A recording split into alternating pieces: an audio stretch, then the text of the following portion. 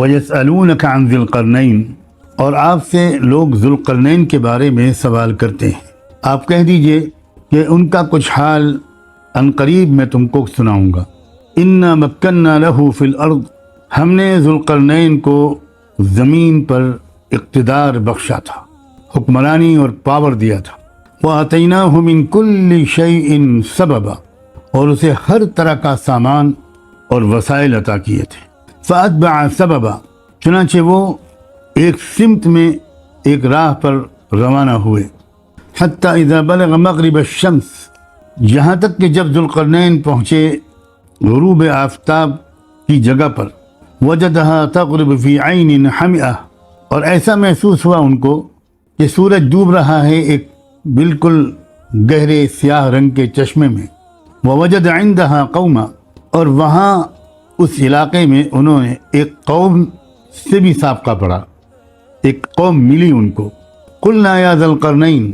اس وقت ہم نے، یعنی اللہ رب العزت فرما رہے ہیں، ہم نے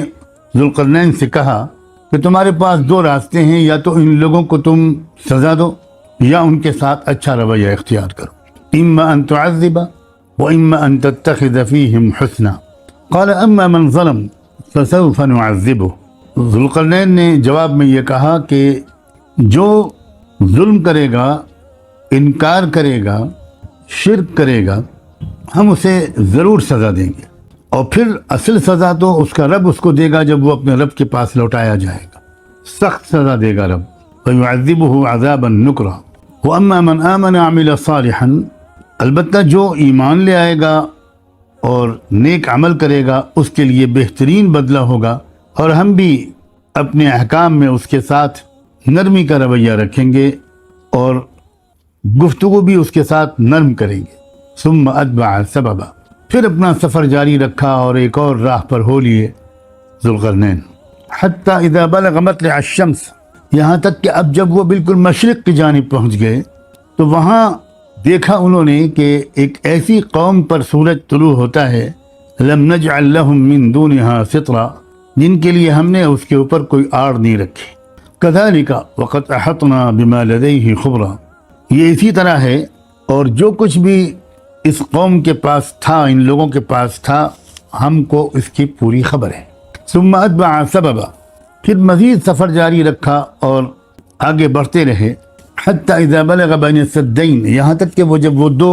دیواروں کے درمیان، یا یوں کہیے کہ جو دیوار نما پہاڑوں کے درمیان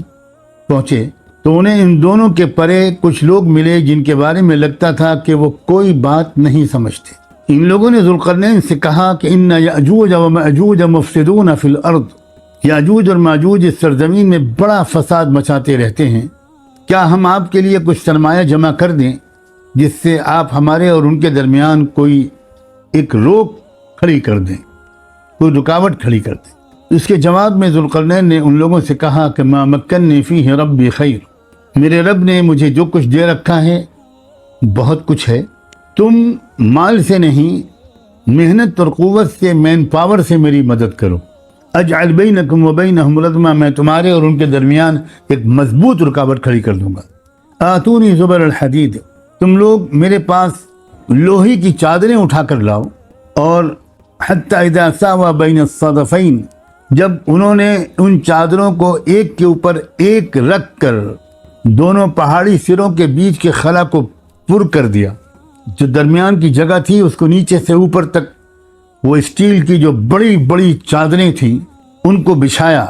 اور جب وہ اوپر کی سطح تک پہنچ گئیں، دونوں پہاڑوں کے برابر کی سطح تک، تو اب آگ جلائی۔ حتی اذا ساوى بین الصدفین قال انفخوا، اور کہا کہ ذرا اس آگ کو خوب ہوا دو، اسے خوب تیز کرو، یہاں تک کہ ان لوہی کی چادروں کو اتنا گرم کیا کہ وہ انگارہ بن گئی۔ حتی اذا جعلہ نارا قال آتونی افرغ علیہ قطرا، اب اس کے بعد انہوں نے کہا کہ اچھا اب پگھلا ہوا تانبا اٹھا کر لاؤ، میں اسے اس پر انڈیلوں گا۔ فما استطاعوا ان يظهروه وما استطاعوا له نقبا، تو اب یاجوج اور ماجوج نہ اس پر چڑھ سکتے تھے نہ اس میں کوئی سوراخ کر سکتے تھے، وہ ادھر ہیں اور یہ قوم ادھر ہے۔ اس کے بعد ذوالقرنین نے کہا ھذا رحمت من ربی، کہ دیکھو یہ جو کچھ میں نے کیا ہے میرے رب کی رحمت و عنایت ہے، اسی کی وجہ سے یہ سب ممکن ہوا۔ دوسرے، جب تک اللہ کو منظور ہوگا یہ دیوار قائم رہے گی، مگر جب وہ وقت آ جائے گا جس کا وعدہ میرے رب نے کر رکھا ہے کہ ایک وقت آئے گا تو وہ اس دیوار کو ڈھا کر زمین کے برابر کر دے گا۔ اور یقین رکھو میرے رب کا وعدہ بالکل سچا ہے، ایک ایسا وقت آنا ہے۔ یہاں تک کہ آیتوں کی اس وقت آپ کے سامنے آج تلاوت کی گئی ہے، اتنے زبردست مضامین ہیں اور اشارات اور ہدایات ہیں صرف اتنی چند آیتوں میں کہ ان کی سچ مچ ان کی تشریح کا حق ادا کرنے کے لیے تو ہفتوں چاہیے۔